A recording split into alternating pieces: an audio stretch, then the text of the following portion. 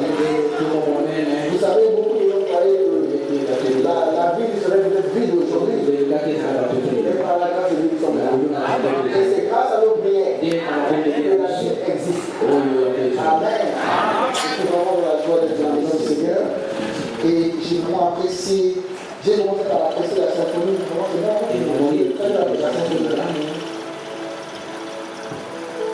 Donc voilà, et puis aussi, mais il y a pas eu beaucoup de chants aujourd'hui. C'est là que vous avez remarqué. Oui. Il y a eu un seul chant, enfin, deux. Non, trois. Il y a eu trois. Ah, je pense que c'est merci. Merci beaucoup. Déjà, c'est le temps aujourd'hui, c'est moi qui gagne. Alléluia. Alors, je voulais, vous avez constaté là, j'ai constaté que les gars sont en cravate là. Vous n'avez pas remarqué ça? Très bien. Et il y en a ici qui économisent des cravates pour les jours de mariage. Alléluia. Moi, je suis vraiment apprécié. Comme on a, donc, ça paye. Pour tout le monde. Amen. Non, on fait d'avoir vraiment. Vous voyez, ça, la cravate même pour le monde, c'est très bien. Ça donne une belle forme dans le pays. Eux, sans veste, ne pas à mon travail. C'est donc des frères avec ces situations de belles cravates. Nous avons porté frères nous sommes. Il n'est pas là. Lui aussi a des très beaux habits là. Ah, il arrive. Ok. Comme moi. Mon ami. C'est pas le travail. Là, je suis moi à moi de cravate. Frère, va remporter la cravate. Peut-être que la colonne de feu de nez, vous donne la cravate. Alléluia. Ok, c'est comme frère Tadao aussi qui a des très belles tenues. On ne sait pas pourquoi les larmes. Alléluia. Je crois qu'en français on dit c'est être en dimanche. C'est donc le dimanche. On s'habille très bien. Amen. J'apprécie aussi une certaine cœur. Merci. Bien habillé. Merci. Alléluia. Ok, les gens sont bien habillés. Je sais qu'il y en a qui ont des habits et qui les gardent. Alléluia. Oui, c'est bien. Parce que quand vous les gardez, alors les voleurs viennent vous aider. C'est bon. Les bonnes tenues, sont parties. Alléluia. Amen. Ok, je ne sais pas pourquoi les gars, mais bon. Je crois que nous devons les porter. Nous devons sortir à la maison de Dieu. Amen. Nous n'allons pas dans les balles. Nous n'allons pas dans les bars, dans les retraits de l'œil. Retrait de l'œil. Nous n'allons pas comme ça. Donc je crois que pour nous, les bons endroits, c'est notre l'église. Surtout le dimanche. Amen. God consists. What about your time? John. Je t'ai vu. Ouais, tu me fais là. Je ne t'ai jamais vu. Depuis que je suis né, je t'ai jamais vu en cravate. Alléluia. Ouais, je vais porter une cravate. Voilà. C'est fantastique. Tout le monde est le monde lève pour avoir un jeune fille, il met la cravate et il a caché la cravate.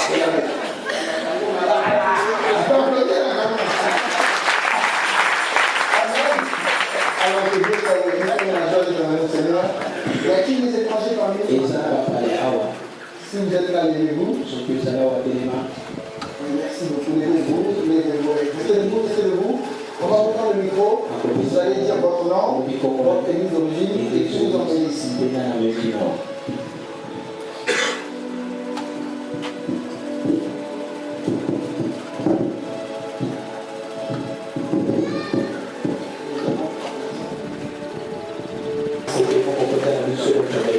Nous allons prendre Hébreu 7, à partir du premier verset. Ensuite, nous prendrons Acte 2. Nous commençons d'abord par Acte 2, à partir du verset 2. Pour terminer par Hébreu.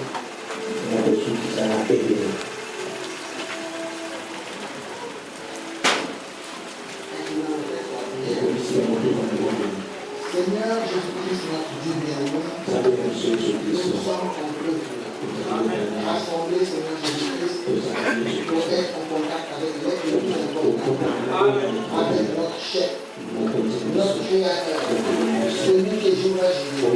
Celui qui nous guérit de toute maladie. Celui qui nous console dans son matériel. Celui qui nous dit toute chair. Celui-là, au Dieu puissant, qui paiera le prix pour nous. Il est unique. C'est le Seigneur Jésus.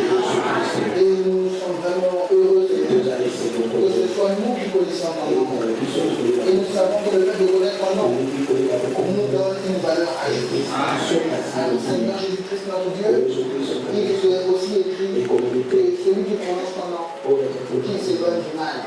Et nous disons Amen à cela. Et nous prions que toi tu fasses être Amen en nous, afin que ce ne soit pas seulement des mots, mais que ce soit une vie. Merci pour aujourd'hui ces jours que tu donnes. Nous n'avons pas été dérangés par la pluie. Il est vrai qu'il fait chaud. Mais cela est mieux pour nous qu'une pluie. Cela est mieux pour nous qu'une journée morte ou que des troubles. Seigneur, nous te sommes reconnaissants pour tout ce que tu nous accordes. Et nous sommes aussi reconnaissants pour la bonne santé qui a fait que nous puissions avoir la force de venir ici. Nous te remercions pour les vêtements que tu nous donnes. Et nous voyons que Seigneur Jésus, le Dieu de Salomon, celui qui révèle les lits des champs, n'a pas changé. C'est lui qui nous révèle aujourd'hui. Beaucoup d'entre nous, nous n'avions pas les moyens, mais aujourd'hui nous comprenons les vêtements. Beaucoup d'entre nous, parfois nous n'achetons même pas, mais tu pourvois toujours, utilisant quelqu'un pour nous donner une jupe, une robe, une cravate, une chemise, des chaussettes, un nœud papillon, ainsi de suite. Fais que Seigneur notre Dieu, que nous soyons vraiment ton peuple, unis sous ta tête, ô Dieu Tout-Puissant, et simplement unis sous ta parole, cherchant à être un, parce que tu as dit, c'est à cela que le monde saura que nous sommes tes disciples. Donne-nous de nous aimer les uns les autres. Et nous avons aussi appris que l'amour pour une multitude de défauts, de péchés. Seigneur, aide-nous à y parvenir. Pour que ta parole soit avec nous. Bénis-nous dans notre vie. Soutiens l'interprète. Merci déjà pour tout ce qui a été fait. Et garde les maisons que nous avons laissées. Tu sais qu'aujourd'hui le diable a une nouvelle technique. C'est de visiter nos maisons comme nous ne sommes pas là. Mais nous prions, Dieu de la chérie, que, oh Dieu, quand le diable ira, si c'est toi qui le permets, qu'il rencontre l'ange du Seigneur, et que des témoignages sortent, et que les voleurs apprennent que Dieu existe. Oh notre Dieu, nous ne voulons pas que tu éloignes les épreuves, mais nous voulons que les épreuves soient un moyen de déclencher ta gloire, de mettre la crainte parmi les gens, et que l'on sache que je le suis. Sois béni, sois adoré, sois exalté, et continue à prendre soin pour les quelques cas que nous avons de maladie, d'âge avancé. Oh Dieu, vraiment que tu veux le frère Balé, le frère Victor, le sœur Triomphe, continue aujourd'hui à prendre soin de tes enfants. Et que nous nous faisons pour ta gloire. Acte 2 à partir du verset 22. Homme israélien, écoutez ces paroles.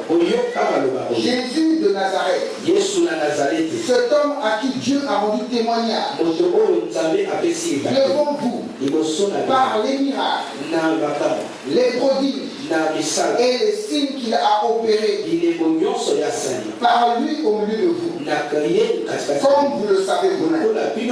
Cet homme, livré selon le dessein arrêté et selon la présence de Dieu, vous l'avez crucifié, vous l'avez fait mourir par la main des impies.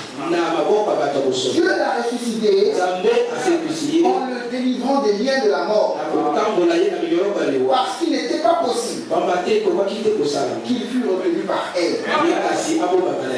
Car David dit de lui, je voyais constamment le Seigneur devant moi. C'est parti. Je vais mettre un cantique. Parce qu'il est à ma droite, afin que je ne sois point ébranlé. Et attention au langage biblique. David voyait constamment le Seigneur. Et il est à ma droite. Aussi mon cœur est dans la joie. Et ma langue dans la détresse. Et même ma chair reposera avec espérance. Car tu n'abandonneras pas mon âme dans le séjour des morts. Et tu ne permettras pas que ton oint voie la corruption.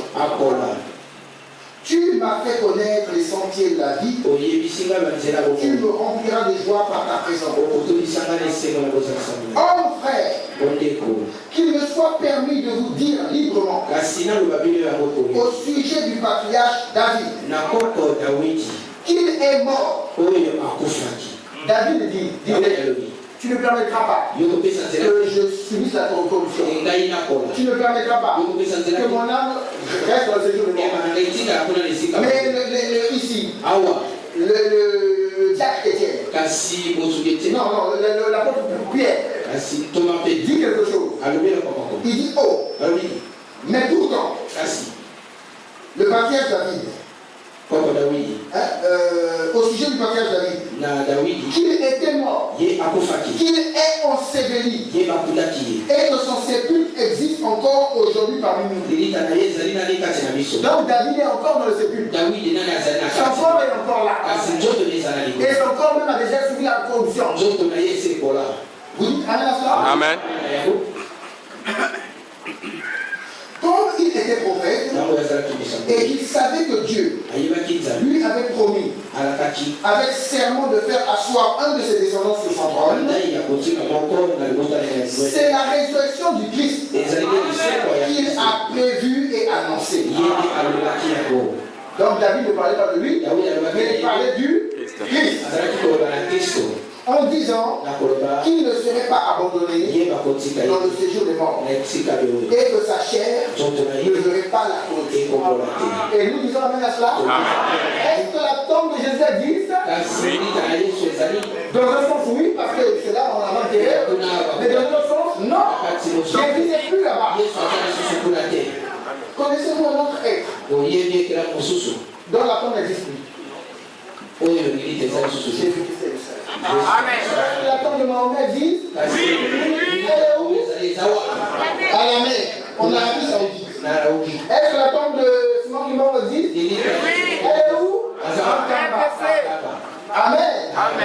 Est-ce que la tombe de Carola Bodukila existe? Elle est où? Elle est dans le Vatican. Ok? Est-ce que la tombe de Pierre existe? Oui.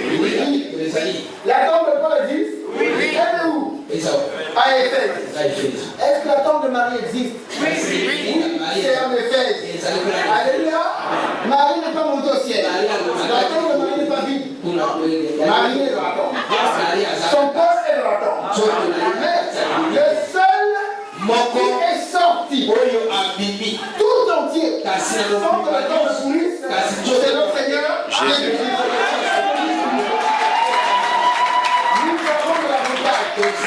Notre Dieu, il a beaucoup de choses particulières. Continuons notre lecture. Verset 32. C'est ce Jésus que Dieu a ressuscité. Nous en sommes tous témoins. Élevé par la droite de Dieu, il a reçu du Père le Saint-Esprit qui avait été promis. Et il a répondu comme vous le voyez et l'entendez. Ce Jésus a reçu du Père le Saint-Esprit. Quelle équation!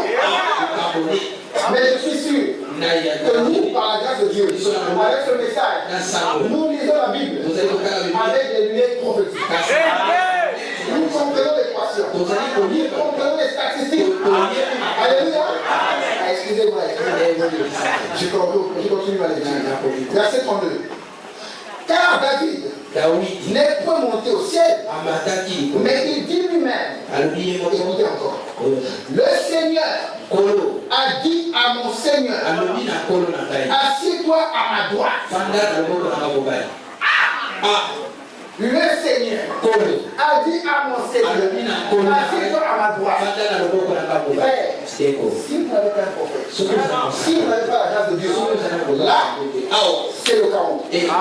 Vous allez lire noir sur blanc, mot à mot, la lettre, C'est vrai.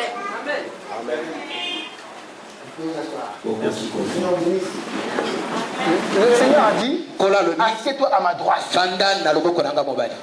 Mais vous et moi, nous savons ce qu'est la droite de Dieu. On l'avait vu vendredi. Jusqu'à ce que je fasse de tes ennemis ton marchepied. Que toute la maison d'Israël sache donc avec certitude que Dieu a fait Seigneur. Hein? Le Seigneur a dit à mon Seigneur. Mais quel Seigneur? A dit à quel Seigneur? Et Dieu a fait de ce Seigneur Jésus-Christ Seigneur et Christ. Donc Jésus a été fait Seigneur. Amen. Amen. Je relis. Que toute la maison d'Israël sache donc avec certitude que Dieu a fait Seigneur et Christ ce Jésus que vous avez crucifié. Amen. Amen. Nous sommes tous d'accord que Jésus-Christ est Seigneur. Amen. Amen. Merci. Alors on prend donc aussi Hébreu 7. Parce que dans ce sujet, la divinité du Seigneur Jésus-Christ, nous profitons de voir qui est ce Melchisédek. Parce que des gens disent que c'est un sacerdoce. Les théologiens, beaucoup de grosses têtes, des gens qui ont étudié, disent que c'est un sacerdoce. Amen. Mais qui est-il? Parce qu'on se pose beaucoup de questions. En effet, ce Melchisédek, roi de Salem, sacrificateur du Dieu très haut, qui alla au devant d'Abraham lorsqu'il revenait de la défaite des rois, qui le bénit et à qui Abraham donna la dîme de tout, qui est d'abord roi de justice d'après la signification de son nom, ensuite roi de Salem, c'est-à-dire roi de paix. On nous dit que ce Melchisédek, il est qui? Sacrificateur du Dieu très haut. Vous voyez? Ici là, dans les passages que nous sommes en train de lire ce matin, si vous lisez avec l'intellectualisme humain, nous voyons, c'est comme s'il y a quelqu'un qui est au service d'une autre personne. Sacrificateur de qui? Du Dieu très haut. Seigneur a dit à mon Seigneur, il a fait de lui Seigneur. Assieds-toi à ma droite. Vous suivez bien? Ce sont là ces mystères. Ce sont là des choses que Dieu a faites exprès. Il a mis ça dans la Bible afin que ceux-là qui n'avaient pas connu bien avant la fondation du monde viennent s'achoper là, viennent se heurter là, et que ces écritures deviennent pour eux des pierres d'achoppement. Mais pour celui à qui Dieu veut se révéler, il vient, il ouvre ça clairement. Qu'importe votre niveau d'études, qu'importe votre âge, qu'importe votre culture, qu'importe les aliments que vous mangez, Dieu se révèle à qui il veut. Dieu peut se révéler à un tout petit enfant. Voyez-vous, ou savez-vous qu'à la Pentecôte, il y avait aussi des enfants qui avaient été baptisés du Saint-Esprit. Jésus-Christ est le même hier, aujourd'hui. Aujourd'hui, il peut encore. Amen. Qui, on parle de Melchisédek, qui est son père, son mère, son généalogie, qui n'a ni commencement de jour, ni fin de vie. Vous suivez bien, non? Amen. Il n'a pas de papa, pas de maman. Il n'a ni commencement ni fin. Ça veut dire, pendant que nous sommes là, il est là, Melchisédek. Il n'est pas mort. Vous dites Amen. Amen. Si vous prenez la Bible. Ce Melchisédek demeure sacrificateur Melchisédek à perpétuité. akomaki oyo apesaka Donc mbeka. s'il y a un sacrificateur aujourd'hui, Soki ezana oyo apesaka s'il y a mbeka. quelqu'un qui intercède pour nous, Soki ezana moto abondelaka C'est mpona biso Melchisédek. ezana Melchisédek. il ne sera pas remplacé. Ye kasi Il est là à perpétuité. yaza wana kowumela. Aaron, son sacerdoce, Kasi a pris Aaron fin. ya ye mosala esili. Chacun de nous, notre sacerdoce prendra fin. ya biso ekosila. Mais lui, sa sacerdoce ne finit Ye jamais. mosala na ye esilaka te. Amen. Amen. Mais qui est-il? Nani ye azali? Amen. Amen. Ok. Alors donc après ça, je préfère lire directement dans ce que dit le prophète. Je vous disais que je préfère beaucoup lire. Parce que nous sommes tous ici. Croyons de ce message. Un pasteur peut dire ces choses. Alléluia. Amen. Mais ce n'est pas ça l'absolu de l'âme. Cependant, ça peut être l'absolu de leur église. Mais nous ici, nous croyons au prophète Branham. Et le prophète Branham dit que tous les autres ministères devaient puiser dans le ministère du prophète de l'âme. Amen. Amen. C'est pourquoi, comprenez-moi pourquoi je suis en train de beaucoup lire. Afin que nous soyons sûrs. Ok? Amen. Nous sommes en train de parler de la divinité de Jésus. Et beaucoup de gens découvrent. N'est-ce pas? Combien découvrent? Combien découvrent quand même quelque chose? Même s'ils connaissaient certaines choses avant. De nouvelles choses. Amen. Combien sont beaucoup plus affermis, assez positionnés. Aujourd'hui, il faut que nous sachions que nous ne sommes plus des païens. Nos papas étaient des païens. Avec les Bibliques à Congo et tout ça. Avec les statues. Mais nous ne sommes plus des païens. Nous sommes l'olivier sauvage qui a été greffé à l'olivier franc. Or l'olivier franc, c'est Israël. Et le Dieu d'Israël, c'est Jéhovah. C'est la colonne de feu. C'est Elohim. Amen. Amen. Donc nous croyons en ce Dieu-là. Amen. Amen. Mais qui est ce Dieu-là? C'est là la grande question. Question et réponse.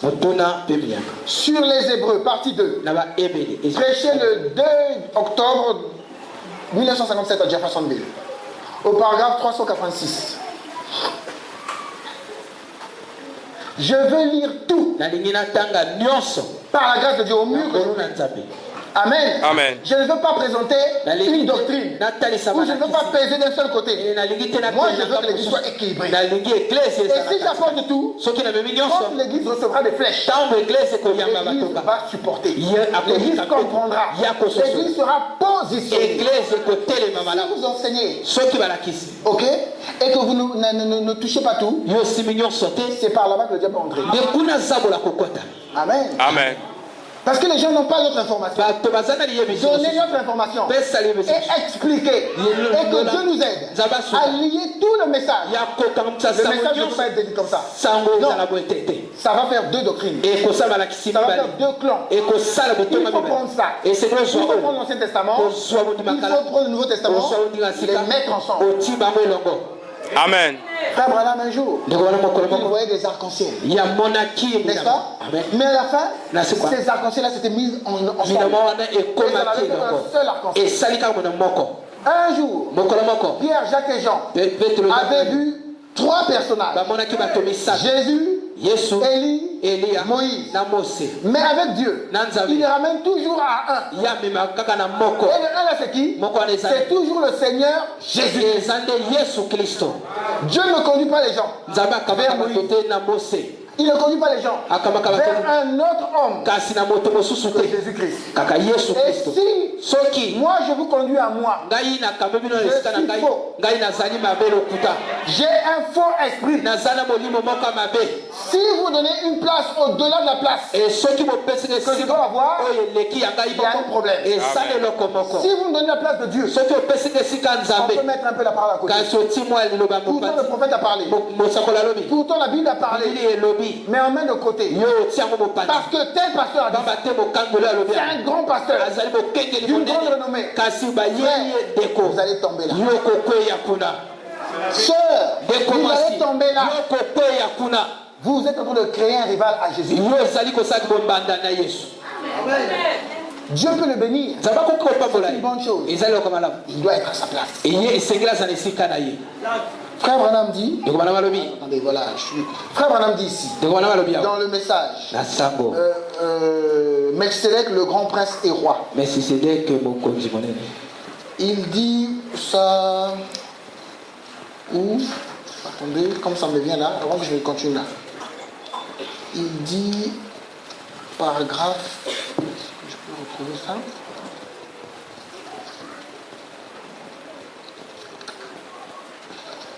Je préfère lire, s'il vous plaît.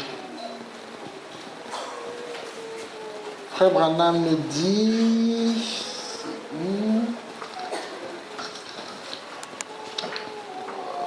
Voilà. Il dit à la page 15, au paragraphe 79, il dit...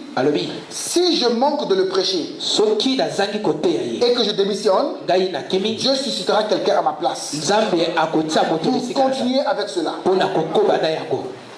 Amen.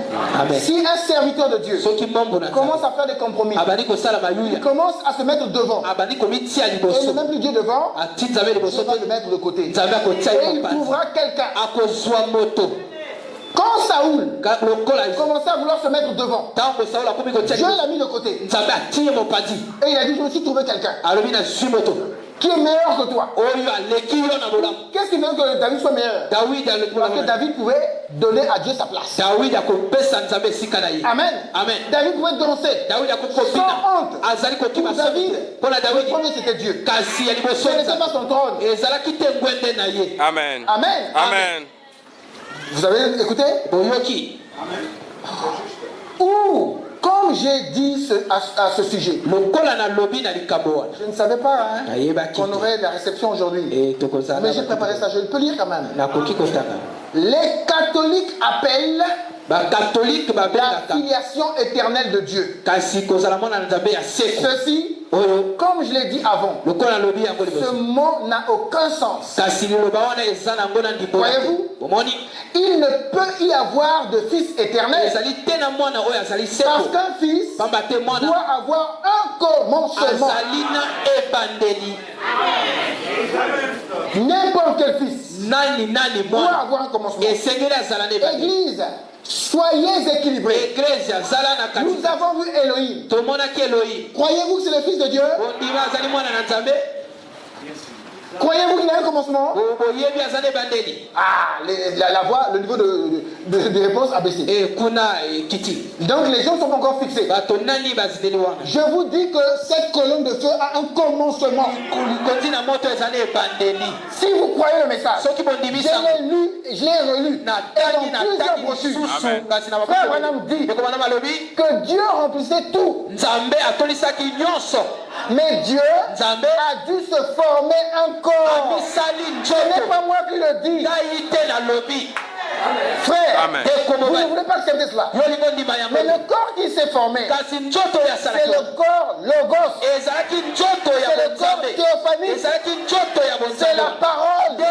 Quand il dit au commencement était la parole, c'est là le commencement. C'est ça le commencement.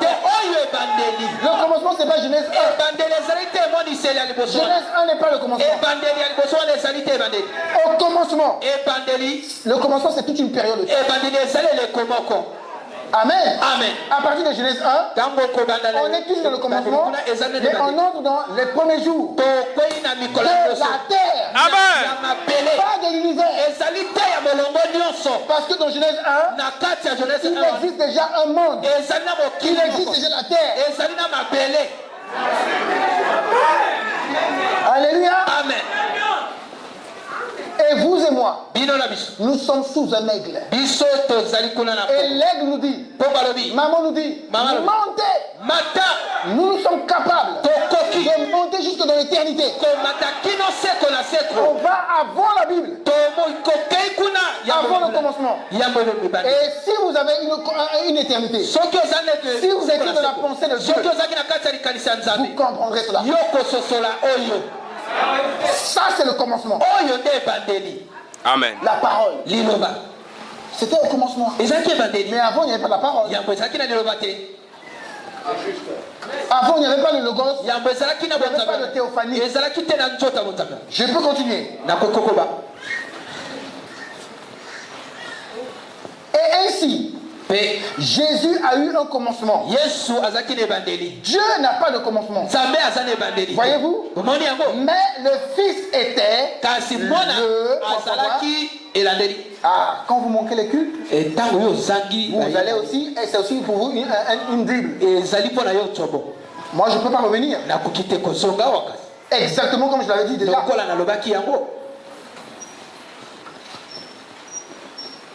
Ne vous perdez pas. Non pas la filiation éternelle, mais le Fils qui était avec le Père au commencement. Donc Jésus, on nous dit qu'il avait un commenceur, n'est-ce pas? Vous dites Amen à cela? Amen. Amen.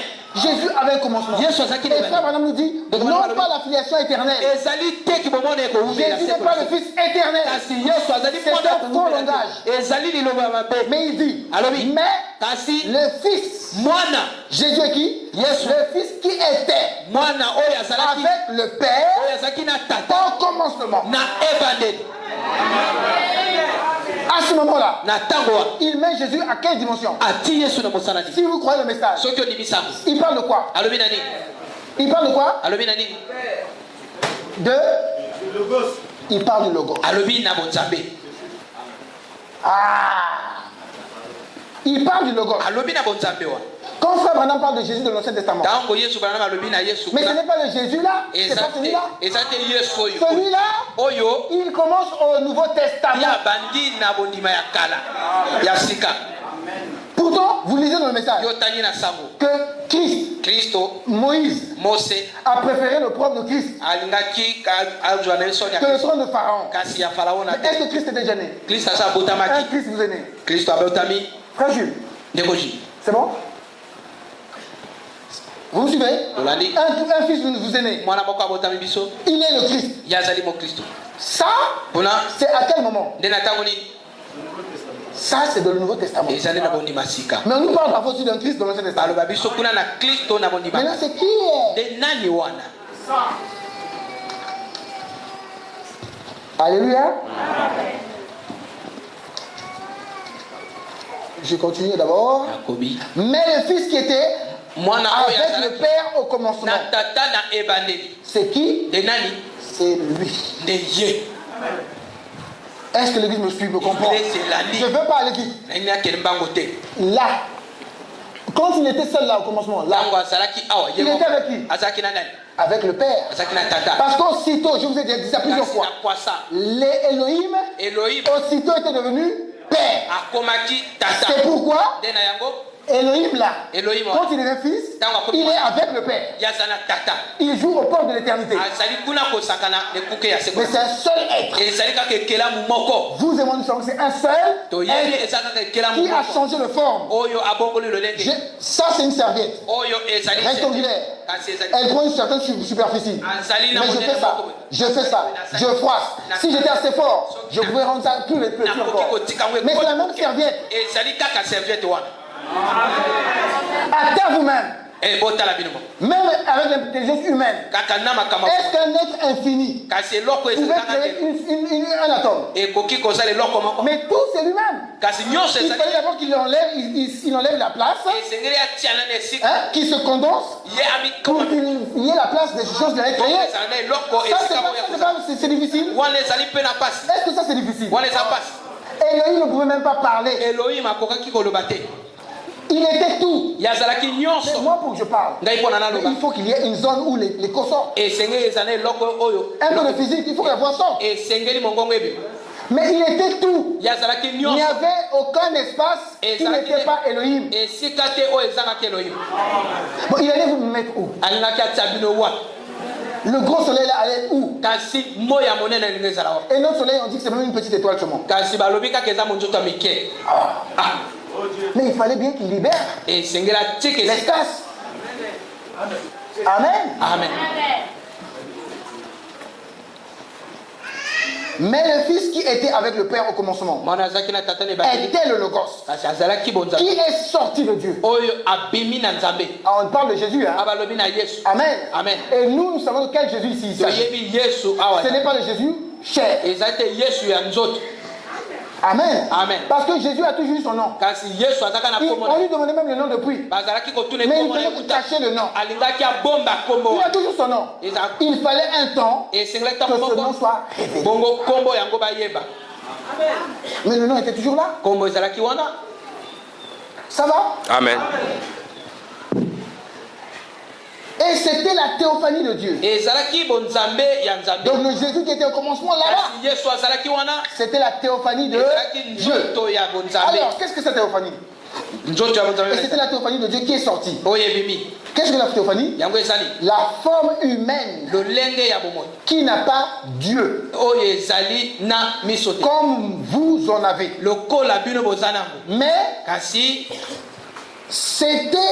Mais c'est une meilleure vue.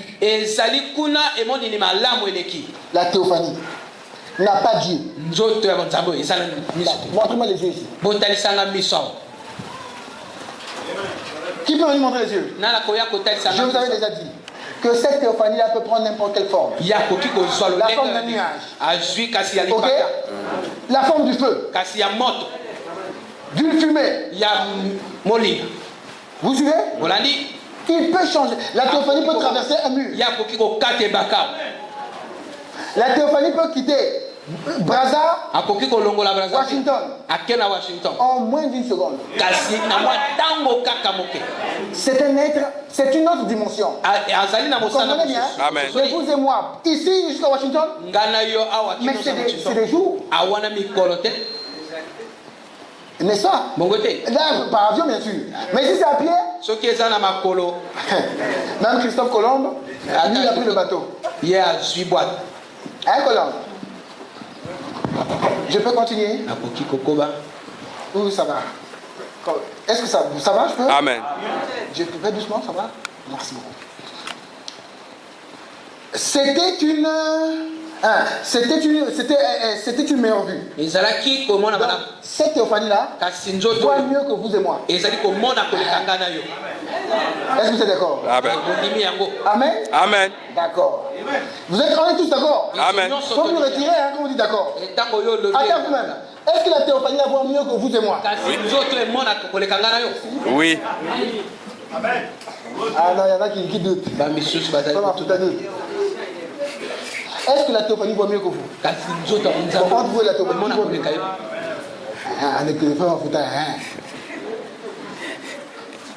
Hein? Entre la théophanie et vous, qui voit mieux? Ah, merci. On est tous d'accord? Frère Branham dit, c'est une meilleure vue. Elle n'avait pas d'oreille, comme vous en avez. Mais de loin, une meilleure ouïe. Tu parles ici sur la terre. La théophanie entend au ciel. Tu parles dans ton cœur. Il entend au ciel. Amen. Amen. Amen. La théophanie, n'oubliez pas, ne vous perdez pas. Hein? La théophanie peut prendre n'importe quelle forme. Ici, la théophanie a pris une forme, montrant son visage. Parce qu'on nous a aussi dit que la théophanie a une forme humaine. Combien s'en souvient? Levez la main. Amen. Amen. Amen. Or, Dieu nous a créés à son image, selon sa ressemblance. Mais dans cette forme humaine-là, elle peut changer. Elle prend une autre forme. Et Abraham l'a rencontré, cette théophanie, dans une forme humaine. Si tu le permets, on va vraiment supporter moi aujourd'hui. Je voudrais lire assez. Voyez-vous? C'était une théophanie. C'est-à-dire que tout cet arc-en-ciel, ouais, ça peut devenir un arc-en-ciel. a daigné descendre dans une théophanie. Moïse l'a vu. Quand elle a passé près du rocher, il l'a vu de dos. Et il a dit que cela ressemblait à un homme. Abraham l'a vu. Quand il est entré dans une chair humaine. Et qu'il a mangé du veau, bu du lait et mangé du beurre. Est-ce que vous suivez ici? Là c'est un petit coin. Et là faites très attention. Abraham a vu qui? La théophanie. Qu'est-ce que la théophanie a fait? La théophanie est entrée dans un corps. C'est la théophanie qui est entrée dans un corps. Et ce corps a mangé du beurre, la viande et a bu du lait.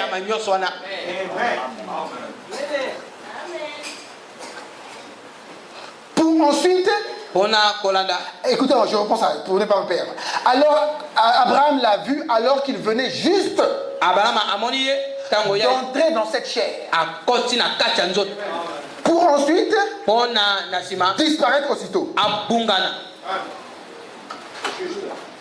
Maintenant, je fais une petite pause. Là, il y avait le Dieu Tout-Puissant dans la chair humaine. C'était qui était devant Abraham? C'était Dieu. C'était le Logos. C'était la colonne de feu. La plénitude de la colonne de feu était devant Abraham. Et Abraham l'appelait Elohim. Est-ce que vous me suivez? Suivez-moi très attentivement. Amen. Frère Branham nous dit qu'Abraham l'a vu juste un peu de temps avant qu'il entre dans cette chair. Et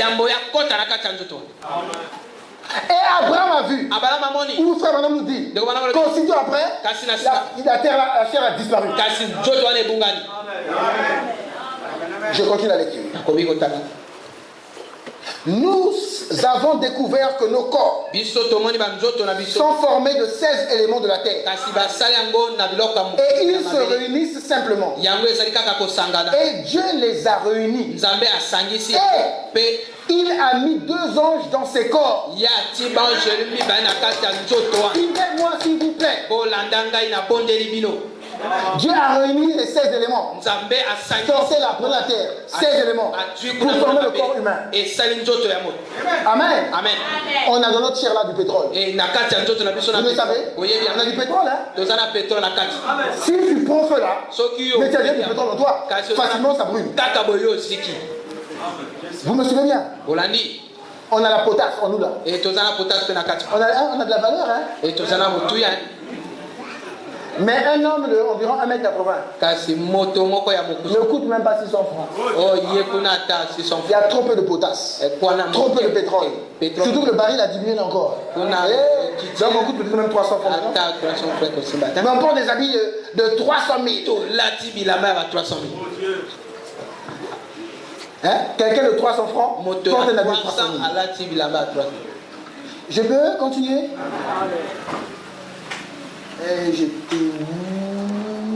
Nous avons découvert que nos corps sont formés de 16 éléments de la terre. Et ils se réunissent simplement. Et Dieu les a réunis. Et il a mis 2 anges dans ses corps. Des anges qui se tenaient là et parlaient. Et les anges étaient des hommes. Or, nous savons qu'un ange n'est pas un homme. Combien de vie amène à cela? Il n'y a aucun lien entre l'ange et nous. On n'est pas des parents. Mais à partir du moment que ces anges-là sont entrés dans des corps comme nous, ces anges étaient devenus des hommes. Oui. À partir du moment où Elohim était entré dans les 16 éléments, Elohim était devenu un homme. Les anges ont parlé. Les anges ont mangé. Elohim a parlé. Elohim a mangé. Amen. Et les corps là venaient d'être faits là. Amen.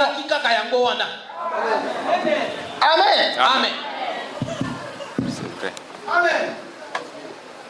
Et Et les anges étaient des hommes en cette occasion-là. Alors, remarquez, nous découvrons que qui était Melchisedec? Sinon Dieu lui-même. Ici on dit il est le sacrificateur du Dieu très haut. Mais il nous faut un prophète pour nous dire il est le sacrificateur de lui-même. Mais il est sacrificateur du Dieu très haut. Il fait un office par rapport à un autre office. Oui. Oui. Mais le même office, c'est lui toujours. Est-ce que vous me croyez? La Bible, c'est la forêt des prophètes. Croyez-vous que tous les sacrifices dans la Bible signifient le Seigneur Jésus-Christ? Si vous êtes régulier, vous n'allez pas vous perdre. Je suis convaincu que Dieu est en train de nous donner quelque chose. Mais ton malheur à celui-là qui néglige, qui est facilement distrait et qui manque de culte. Parce que Dieu parle. Et il nous donne même des éléments pour prouver. Il parle. Nous avons vu ça mercredi, non? La voix de Dieu. N'est-ce pas? Interprète juste quelque chose juste pour cette église-là. Vous prenez ça à la légère? Est-ce que c'est vraiment un jeu? Ah? Moi, ce jour-là, je dirais que j'avais dit ce que tu m'avais dit de dire. Et si vous n'avez pas compris, si vous ne comprenez pas ça, vous êtes fichu. Vous ne comprendrez rien du tout. Vous finirez par devenir cardinal. Vous avez entendu parler du cardinal d'hier? Vous voulez être évêque? L'évêque qui ira parler à Jésus là-bas? Qui était là hier? Ok, merci. Je peux continuer, je continue ma lecture. Qui était Melchisedec? Sinon Dieu lui-même. Cela n'aurait pu être personne d'autre. Car il était le roi de Salem, qui est Jérusalem. Il n'avait ni père, ni mère. Ce ne pourrait pas être Jésus. Frère mon buteur.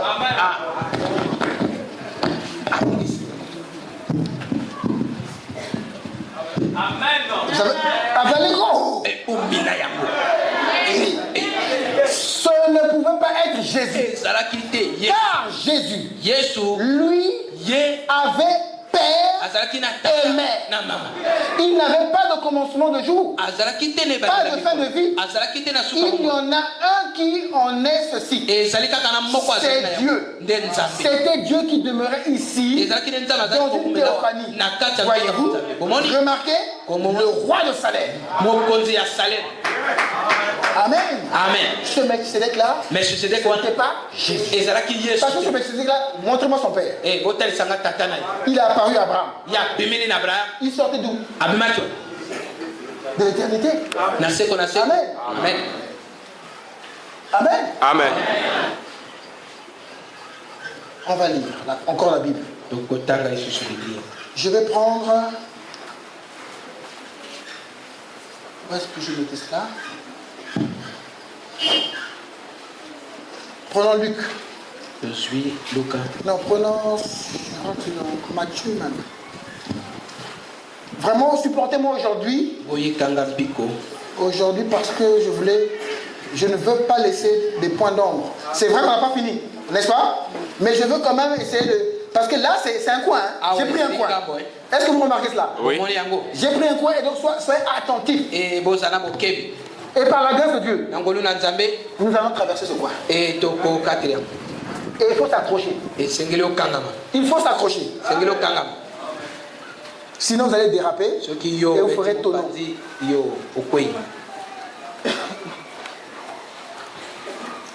Je prends ça dans Luc 2. Je prends le Luc 2. Luc 2.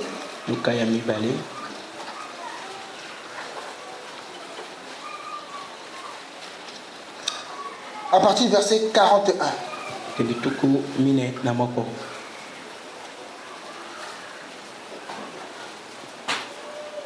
Écoutez-moi attentivement.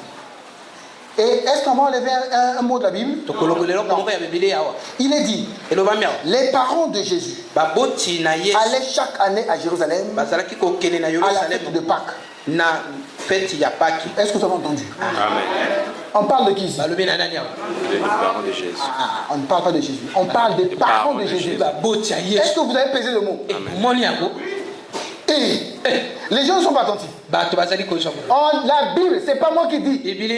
C'est le livre de Dieu qui dit les parents de Jésus. Jésus avait des parents. Qui dit Amen? Qui veut contredire ça? Et faites attention, hein? Lorsqu'il fut âgé de 12 ans, ils y montèrent selon la coutume de la fête. Puis quand les jours furent écoulés et ils s'en retournèrent, l'enfant Jésus resta à Jérusalem. Son père et sa mère. C'est qui parle ici? La Bible.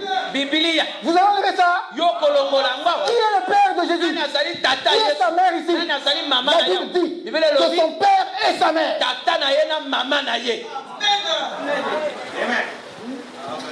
Enlevez ça. Qui est fort? Enlevez. Maintenant, si vous êtes fort,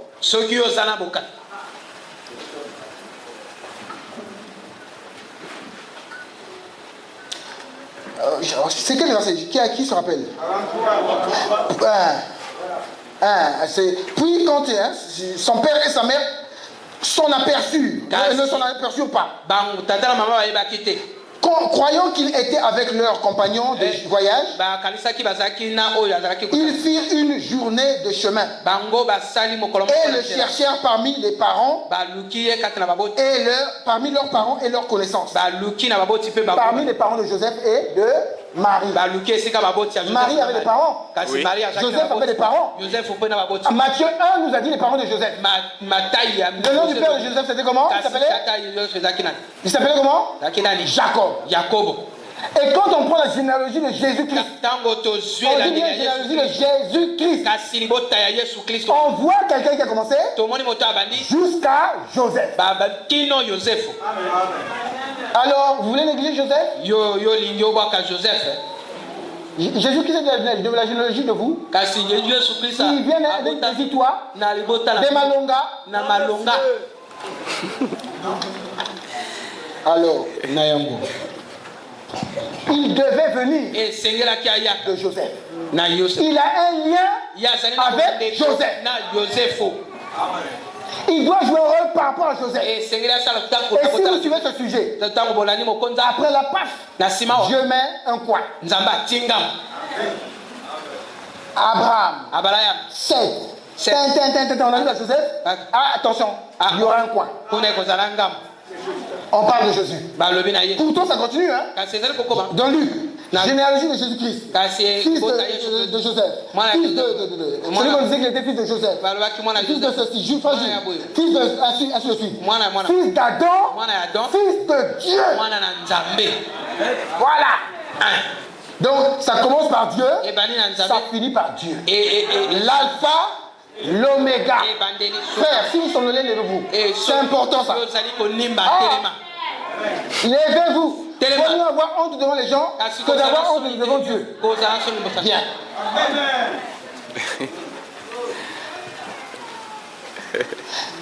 Au bout de 3 jours, ils se trouvèrent dans le temple, assis au milieu des docteurs, les écoutant, les interrogeant. Tous ceux qui l'entendaient étaient frappés de son intelligence et de ses réponses. Quand ses parents le virent, ils furent saisis d'étonnement. Et sa mère, Jésus avait-il une mère? Et sa mère lui dit, mon enfant, pourquoi as-tu agi de la sorte avec nous? Voici ton père et moi ta mère. Mais c'est vrai qu'il n'a ni père ni mère. Mais Jésus a un père et une mère. Et la Bible nous dit, présente les parents de Jésus. C'est Joseph et Marie.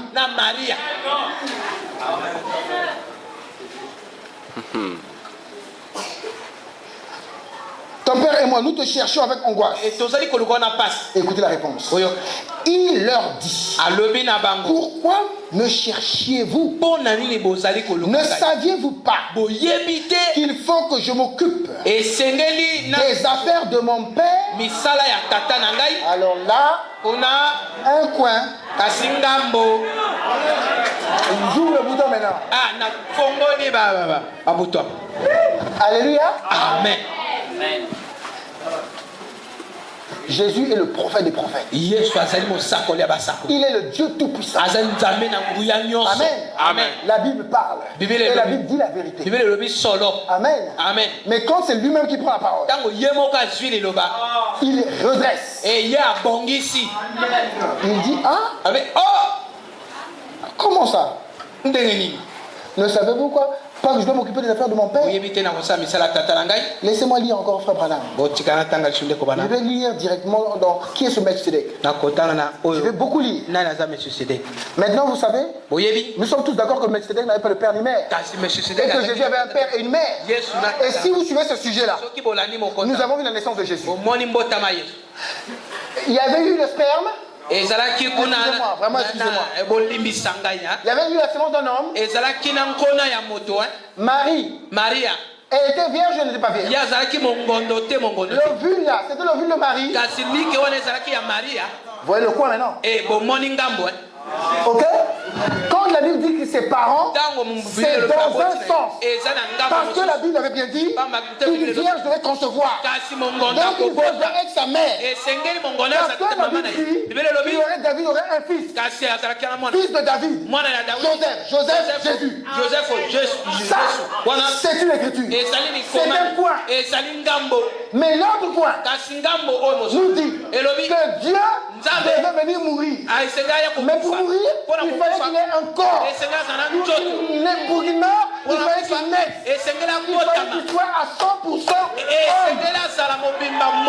Nous les hommes, nous pouvons être 100% ceci. Mais lui, il a la capacité d'être à la fois 100% Dieu, à la fois 100% homme. Quel est cet être-là? Est-ce que vous voulez être Takinga? Ou vous voulez être Tribobé? Moitié homme, moitié taureau? 50%, 50%. Vous avez vu que Jésus est 50% Dieu? Il y en a qui font Jésus 50% Dieu et 50% homme. Mais nous ici, nous croyons que Jésus est 100% Dieu. Pas 99%. 100% homme.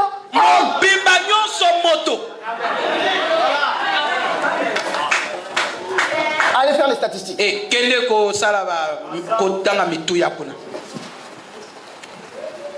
Paragraphe 21. Maintenant, remarquez, nous voyons Melchizedek. Et pourquoi Marie n'était pas sa mère? Réveillez-le. Mais le diable n'aime pas. Frère Branham pose la question. Pourquoi Marie n'était pas la mère de Melchizedek? Qu'est-ce qui se passe, frère Branham? Tu nous emmènes où? Quel lien y a entre Marie et Melchizedek ici? Mais Jésus a dit, je dois m'occuper des affaires de mon père. Donc Jésus déclasse déjà Joseph. Allons dans Jean. Peut-être comment dire non. Tu as lu seulement un seul passage de la Bible. Tu lis trop, frère Branham. Bon, je lis la Bible. Jean, dis-nous. Toi, moi, tu es un prophète. Tu es un aigle. Jean, c'est où? Voilà, c'est ici Jean. Jean 2. 3 jours après, il eut des noces à Canaan, en Galilée. La mère de Jésus était là. Jésus est en train de... Vous voyez, les médecins, quand il y a la maladie, qu'est-ce qu'on fait? On commence à enlever déjà certaines choses pour savoir où est la maladie. N'est-ce pas? On enlève. Est-ce que vérifiez la tension? Tension normale. Vérifiez la température. Okay. Donc il n'y a pas de fièvre. Donc c'est pas de fièvre. Parce qu'après tu vois, il faut qu'il y ait des fièvres. Des fièvres récurrentes. On les fait. Est-ce que les maux de tête? Est-ce qu'on enlève? À la fin on tombe sur la maladie. Est-ce que vous suivez? Jésus a déjà mis le côté Joseph. Est-ce que vous êtes d'accord avec Jésus? Il a dit, vous savez, moi je dois m'occuper des affaires. Je ne vais pas faire de commentaires. Vous connaissez pas Abraham a dit que Jésus était en train de reprendre sa mère. Sa mère qui avait longtemps témoigné qu'elle avait eu un enfant d'une manière surnaturelle. Mais elle commence à douter de son témoignage. Là, avec Jésus, c'est toujours comme ça. Même Jean perdu. Marie perdue. Et beaucoup vont se perdre ici. S'ils ne sont pas attentifs. Vous marchez bien. Vous témoignez bien. Mais quand Jésus fait seulement ça, vous devenez un faucon. Et les ailes continuent à monter. Les ailes vont monter. Jusque dans l'enlèvement. Jusque dans l'éternité. Ils vont continuer à voir. Amen. Et je vous dis qu'il y a des églises entières.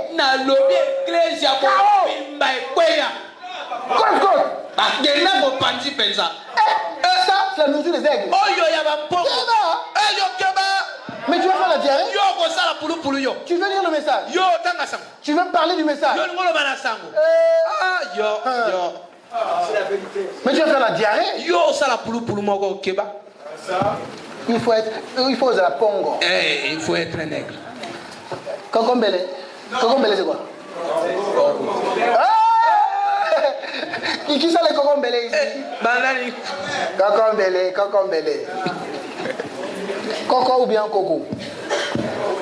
Coucoumbele. Coucou, hein? Coco Yambele. Vous aussi apprenez un peu le lingala quand même. Si, apprenez le lingala. Je peux continuer, non? On était où? Et pourquoi Marie n'était pas sa mère? Alors, disons ici. Jésus fut aussi invité aux noces avec ses disciples. Le vin ayant manqué, la Bible insiste. La mère de Jésus lui dit, ils n'ont plus de vin. Jésus lui répondit, femme, moi,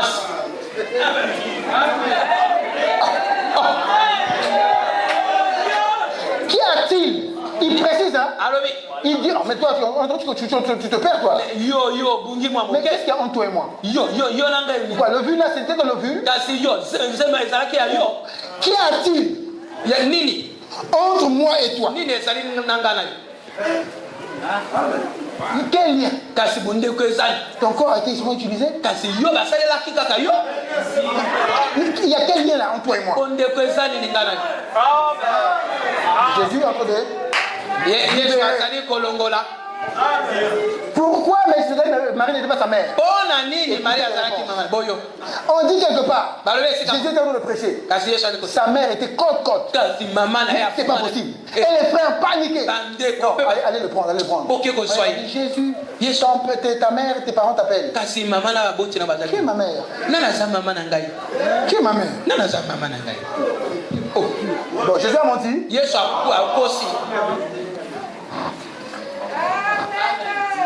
Il arrive même à la croix. Après Gethsemane.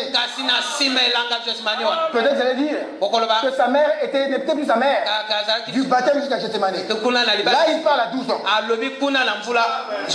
il parle après son baptême ici. Au repas de noces. Au repas de noces.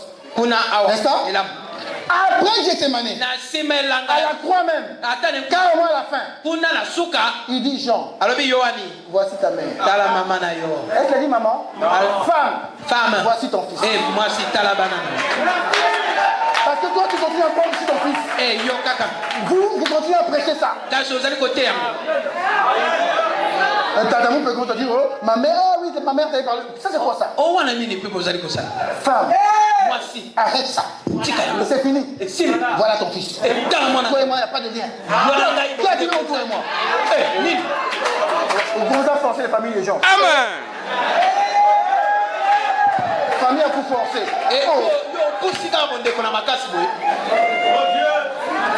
Alléluia. Amen. Si on me dit que Jésus avait un père et une mère, je dis Amen. C'est la parole. Si on me dit que Jésus n'avait pas de père, n'avait pas de mère, je dis Amen. C'est la parole. Oui, oui, oui. Il n'avait pas de père. Je reprends. Et pourquoi Marie n'était pas sa mère? C'est la raison pour laquelle il appela femme. Et non pas mère. Il n'avait pas de père. Car il était le père. Le père éternel.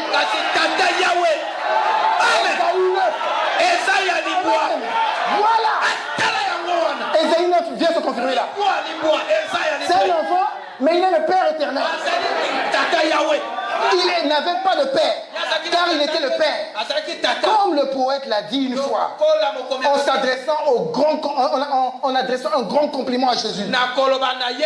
Je suis celui qui parla à Moïse. Ça c'est qui? C'est Jésus, hein? Frère Andy, hein? Le poète qui parle de Jésus. Je suis celui qui parla à Moïse. Dans le buisson ardent qui brûle. Vous dites Amen? Amen. Je suis le Dieu d'Abraham, l'étoile du matin, l'alpha, l'oméga, le commencement et la fin. Je suis la création entière. Et Jésus est le nom. Oh. Qui dis-tu que je suis? Et d'où disent-ils que je suis venu? Connais-tu mon père? Famille vous forcez en soya. Où peux-tu dire son nom? Si tu connais mon père. Hein? Madame, toi tu connais mon père? Quel est son nom? Kokombele. Alors lève le nom. C'est le nom du Père. Je suis venu au nom de mon Père. Et vous ne m'avez pas reçu. C'est lui-même le Père éternel. Le nom du Père c'est qui? C'est Jésus. Oui, c'est vrai. Voyez-vous? Certainement. Il est le même hier, aujourd'hui, éternellement. Hébreux 13, vous connaissez ça, non? Jésus-Christ. Disons ça ensemble. Jésus-Christ est le même hier, aujourd'hui et éternellement. Amen. Amen. Oh! Comment? Je suis content. Parce que je vois ça entre. Amen. J'ajoute. Et ce Melchisédek devint chair. Il se révéla comme fils de l'homme. Quand il vint en tant que prophète, il vint sous 3 noms de fils. Le fils de l'homme, le fils de Dieu, le fils de David. Lorsqu'il était, ce n'est pas aujourd'hui, il était. Lorsqu'il était sur la terre, il était un homme pour accomplir l'écriture. Il fallait qu'il accomplisse les écritures. Et pour pouvoir vous sauver, il ne pouvait pas être Elohim. Il ne pouvait pas être la dimension de Melchisédek. Même s'il prenait un corps comme ça, les 16 éléments. Mais Satan connaît aussi les écritures. Satan dit non, je ne peux pas céder devant toi. Parce que tu n'es pas un homme normal. Tu ne sors pas d'un ventre. Tu n'as pas un nombril. Savez-vous que Jésus avait un nombril? Cordon ombilical avec Marie.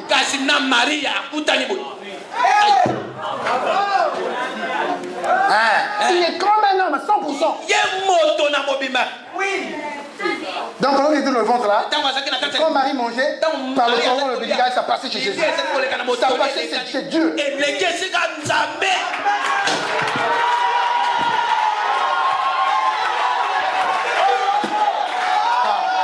Amen. À notre Dieu. Continuons. C'est pas fini. Alléluia. C'est cela qu'il devait témoigner. Parce que c'est ce qu'il fait. Maintenant, là-bas, Quand il était sur la terre, il était un homme, non? Un homme, fils de l'homme. Il était prophète, non? Mais aujourd'hui, maintenant, il est venu sous le nom de notre fils. Fils de Dieu. L'invisible. L'esprit. Et ailleurs, on a dit, le Saint-Esprit, c'est le Fils de Dieu. C'est la même personne. Amen. À quel moment il est fils de l'homme? Quand il est dans un corps. Combien de fois il a été fils de l'homme? Devant Abraham, c'est le fils de l'homme. C'est quand Elohim est dans une chair, il est fils de l'homme. Quand il était sorti du ventre de Marie, il sort, il grandit, il arrive à un temps, il doit prêcher. Fils de l'homme. Question. Est-ce que le corps qui était devant Abraham et le corps qui est sorti du ventre de Marie, est-ce que c'est le même corps?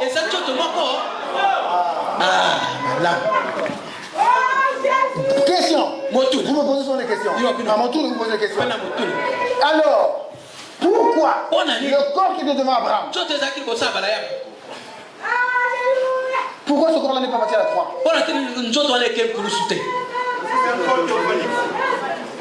Non, c'est pas encore théophanie. Ce corps a mangé, la théophanie ne mange pas. Le corps qui était devant Abraham, dans Genèse 18, a mangé, a bu du lait. On lui a lavé les pieds. On lui a fait les pieds de Melchizedek. On lui a fait les pieds de la théophanie. Non. Amen. Amen. Mais pourquoi ce corps-là n'est pas parti à la croix? Parce qu'il n'était pas né. C'est vrai. Et la prophétie disait, la sémence de la femme. Ce corps-là n'a pas eu quelque chose, n'est pas venu de la femme. Mais la sémence de la femme. Vous avez une sémence? Celui qui veut nous sauver, il ne faut pas rater. Il faut qu'il soit la sémence de la femme. Et quelle femme? Une vierge.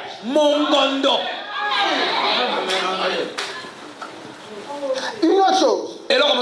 Pourquoi ce corps-là? Pourquoi ce corps-là? Après, c'est parti.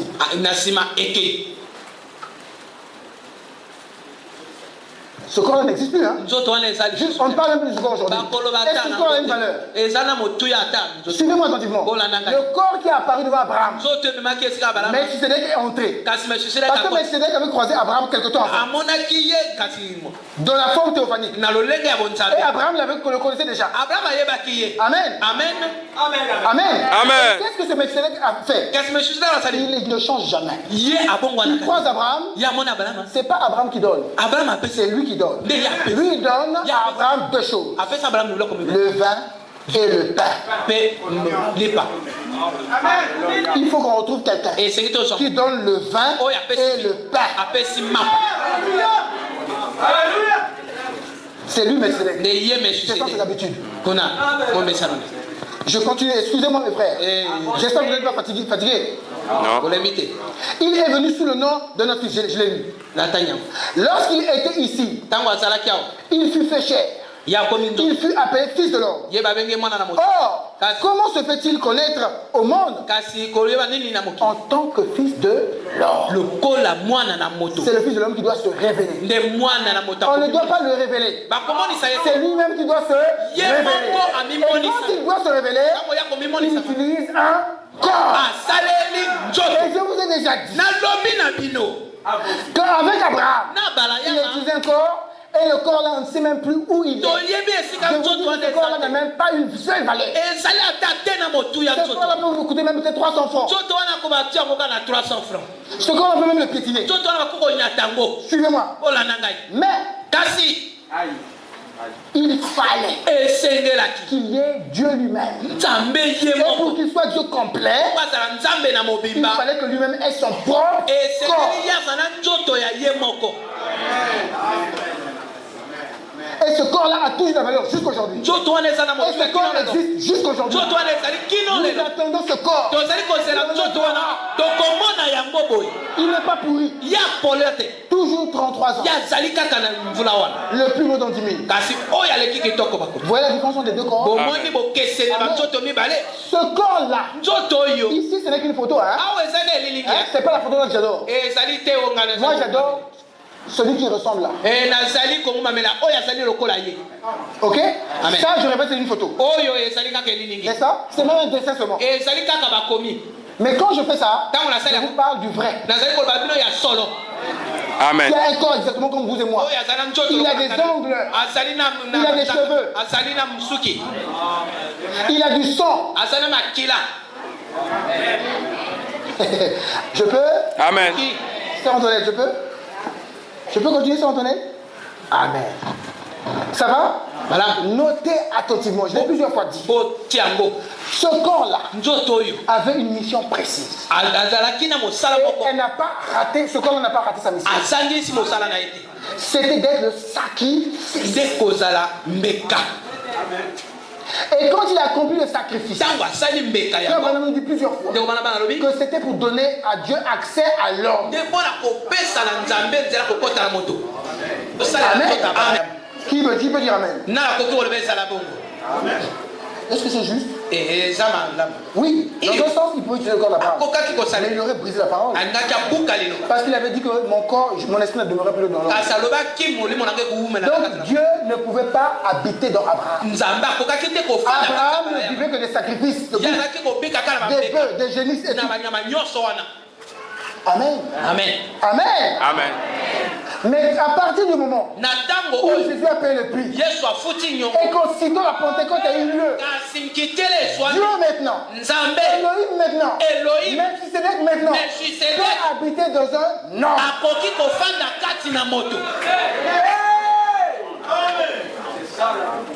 Vous voyez la différence? Avec Abraham, il ne pouvait utiliser le corps d'Abraham.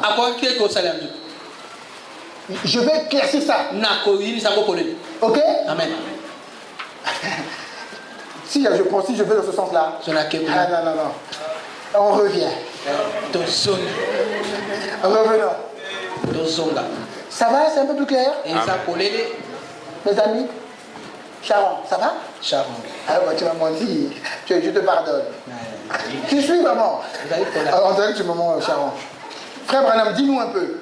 Dans qui ce Melchisedec toujours? Au paragraphe 161. Ce Melchisedec était chef, représenté dans un corps humain. Ça c'est devant Abraham. Et plus tard, il devint chef. Ce soir, il est le même hier, aujourd'hui et éternellement. Le croyez-vous?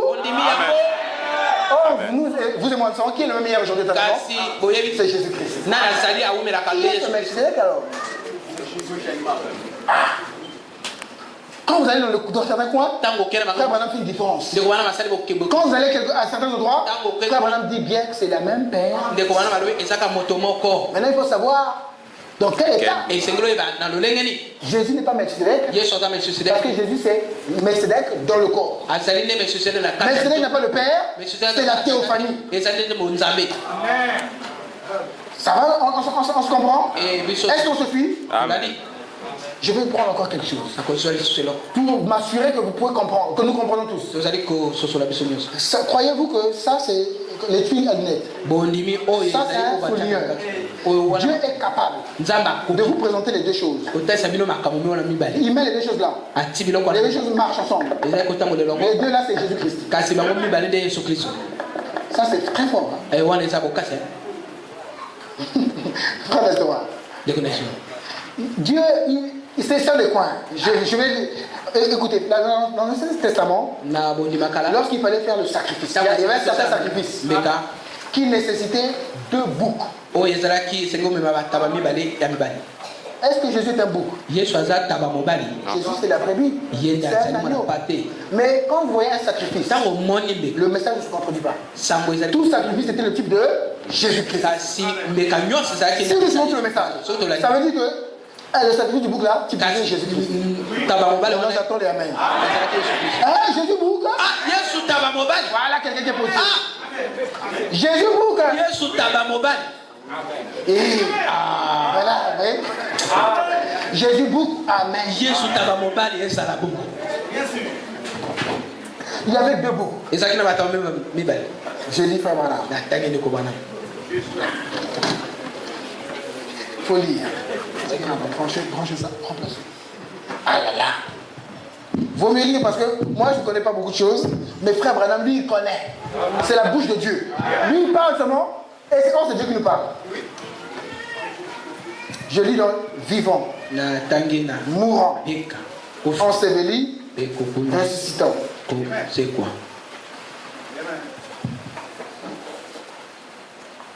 Et quand vous voyez les 2 boucles là, il y a 2 boucles. Et les 2 boucles, c'est la même personne. Pourtant, vous voyez 2 sacrifices en même temps là. Oh non, ça c'est Judas, ça c'est Jésus. Non. Les 2 là.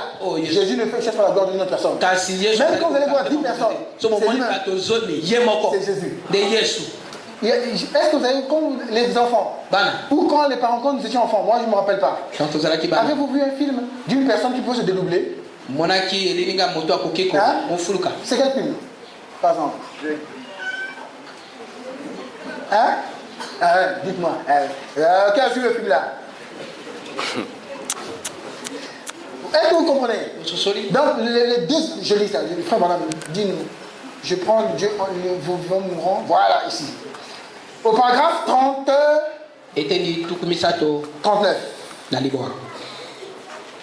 38. Il était aussi dans cet ensevelissement. Il était représenté dans l'Ancien Testament. Ils avaient 2. Ils avaient un sacrifice d'expiation à la purification du sanctuaire. Et ce sacrifice d'expiation consistait en 2 boucs. Je dis bien 2, hein. 2 boucs comprenaient. Un bouc était tué et l'autre bouc avait les péchés qu'on avait mis sur le bouc mort étaient mis sur le bouc vivant. Moi je suis sacrificateur. Je prends les 2 boucs. Je dois sanctifier le sanctuaire. Il y a 2 boucs. Les péchés du peuple. Je vais mettre en tant que sacrificateur tous les jours, je représente tout le peuple. Je pose les mains sur le premier bouc. Amen. Tous les péchés du peuple sont sur le premier bouc. Amen. Donc l'autre bouc là il n'a rien. J'égorge ce bouc. Je fais le sacrifice. Je renverse le sang. J'espère par exemple, j'espère sur l'autre bouc. Tous les péchés qui étaient tombés dans ce bouc là vont dans cet autre bouc là. Le bouc là est mort. Pourquoi madame dit que ça c'est Jésus-Christ. À la croix qui mourait. Ok? Oui. Et ça c'est Jésus-Christ. Et ce deuxième bouc là, nous on ne le tuait pas. On le chassait loin. Il est parti loin avec les péchés. C'est Jésus-Christ. Il est parti dans la tombe très loin. Il est parti déposer nos péchés dans la tombe. Dans la mer de l'Église. C'est la même personne. Il meurt ici. Et il va déposer les péchés. Vous comprenez? Amen. Le Fils de Dieu. Le Fils de l'homme. Le Fils de David. C'est la même personne. Melchisédek, Jésus, Elohim, le Logos, la parole, la théophanie. C'est la même personne. Il faut seulement savoir quel est le rôle qu'il fait ici. Ici, il meurt.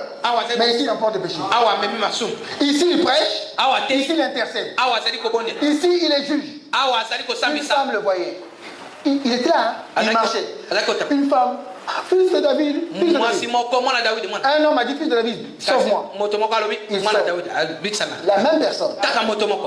Une autre femme vient. Elle dit fils de David, sauve-moi. Il n'entend pas. Oh. Mais comment tu lis plus loin? Il crie là-bas, tu entends, tu te exauces. Moi je suis à côté de toi ici, tu n'entends pas. La même personne. Mais vous êtes de 2 races. Toi tu es juif, tu m'appelles fils de David. Ça passe. Toi tu es païen, tu vas m'appeler fils de David. Ça ne passe pas. C'est la même personne. C'est bien plus clair. Je pense que les gens sont fatigués. Allez lire ça Allez lire dans Vivant Mourant. Amen. Est-ce que c'est bien plus clair? Mais c'est pas fini, on va continuer. Il y a encore des citations. Amen. Qui est ce Melchisedec? Qui est ce sacrificateur du Dieu très haut? Qui est à la droite du Seigneur? Il faut savoir quel est le rôle qu'il joue. Amen. Amen. Savez-vous que pendant que Dieu parle ici en ce moment, qu'il parle à toute l'église, savez-vous qu'il est en train aussi de me parler? Savez-vous qu'au travers de ce sujet, il est en train aussi de m'enseigner? Il peut utiliser le corps pour faire une chose, mais le même corps aussi reçoit. Voilà comment agit Dieu. Amen. Amen. C'est bien plus clair. On va se lever.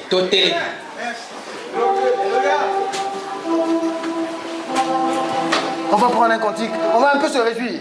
Avant de prier. Dieu nous conduit comme ça. Il faut qu'on se réjouisse de cette révélation que Dieu nous fait. Frère, sœur, c'est une grâce. Si Dieu nous équilibre là, c'est déjà une base pour beaucoup de doctrines. Dans ce message, que vous soyez un petit enfant, une grande personne, vous serez assis, vous serez équilibré. Laissez seulement que votre cœur soit fait. Amen. Alors, un cantique.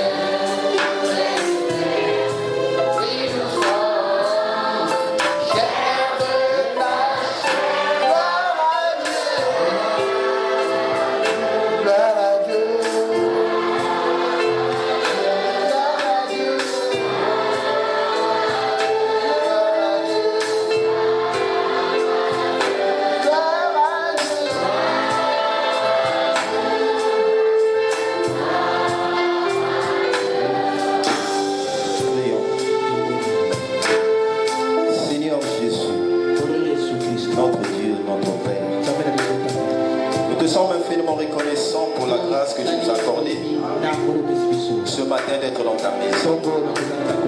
Seigneur, les Saintes Écritures disent: je te loue, Père, Seigneur du ciel et de la terre, de ce que tu as caché ces choses aux sages et aux intelligents, et que tu les as révélées aux enfants qui veulent apprendre. Et Seigneur, ce matin, nous sommes venus dans ta maison pour t'apprendre. Et merci, Seigneur.